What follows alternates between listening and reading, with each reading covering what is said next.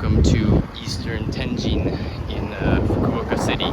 So I've kind of just been thinking, what is the end goal here? What is the end goal for AJAT, right? Like, obviously, if you look at the channel bio, it says goal, at least now, goal, pass JLPT N1 in December 2024, right? But after that, I've been thinking, what's the actual end game here, right? After being here for a few weeks, right? Like, I want to live here. I definitely want to live here. First 3-4 days though, I was not having a good time. It wasn't. It was just so different that I was taken aback, right? But I do want to live here, so it's got me thinking the end game, right? Can you really measure fluency even, right? Can you even measure how fluent you are? Meaning, like, the end game of all this, shouldn't it just be to be able to understand everything, right? Or get to the point where you can understand like 98%, so that way everything else you can learn through like the context of things.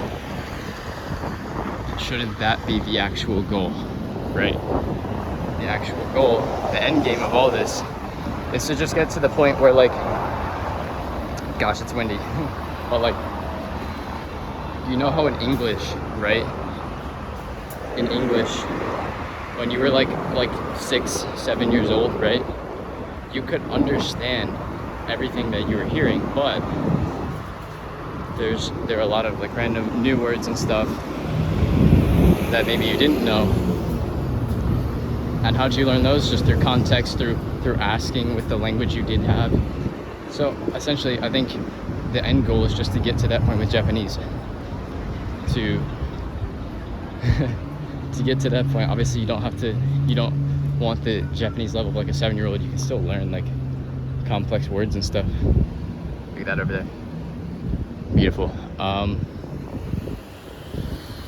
lot of people do jaywalk, but